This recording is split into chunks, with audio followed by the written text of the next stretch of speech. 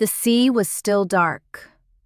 Iris Dina moved slowly through the Bay of Bengal, her engines turning at reduced speed as the frigate continued the long voyage west toward home. The horizon held only the faintest gray hint of approaching dawn. Most of the crew slept. Below deck, sailors filled the narrow berthing compartments, boots lined beneath bunks, uniforms hanging from pipes, the steady vibration of the ship acting like a cradle after weeks at sea. On the bridge, the night watch kept their quiet routine.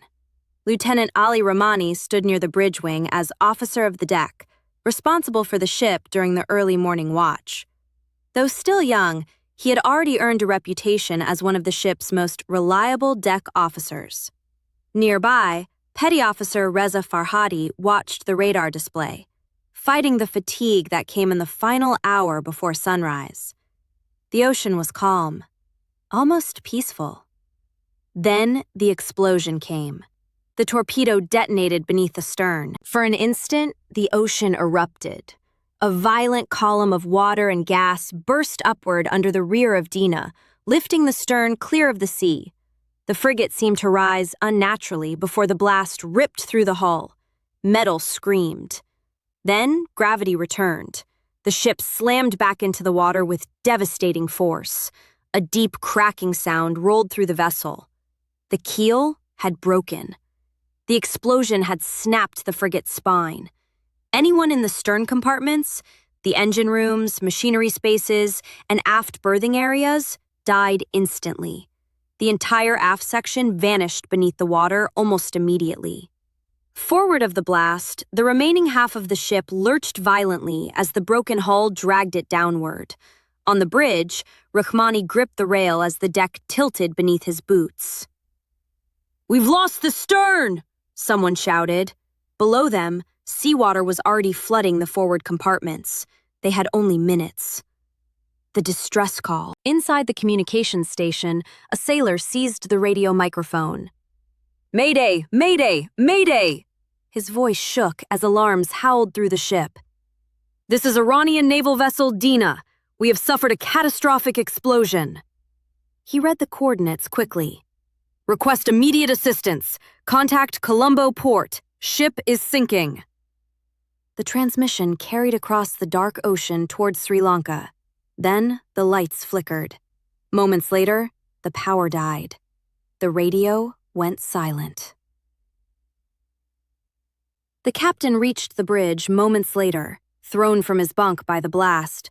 The officer stared aft into the darkness where the stern had vanished. The bow was already settling deeper into the sea.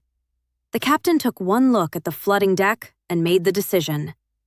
"Abandon ship," he ordered. Life rafts were thrown over the side. Only the sailors already awake, bridge watchstanders, and combat information center personnel had time to reach the weather decks. Most of the crew below never had a chance. Rahmani looked toward the rafts. He could have jumped.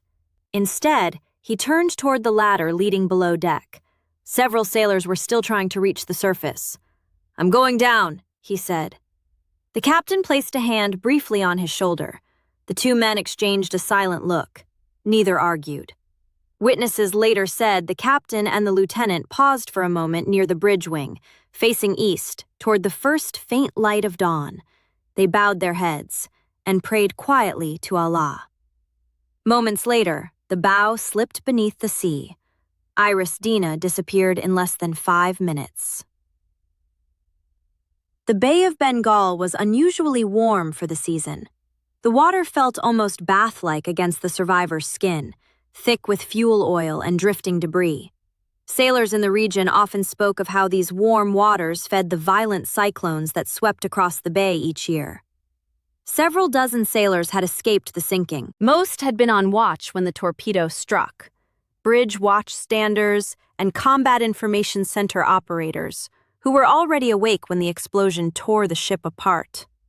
Some clung to floating wreckage, life rings, shattered equipment, twisted fragments of metal. Others reached the inflatable life rafts that had deployed beside the sinking frigate. The bright orange rafts bobbed unevenly in the dark water as exhausted sailors hauled themselves aboard. In all, 32 men had survived the first terrible minutes. Behind them, nothing remained of Dina. Only a widening oil slick and scattered debris marked where the frigate had disappeared beneath the surface.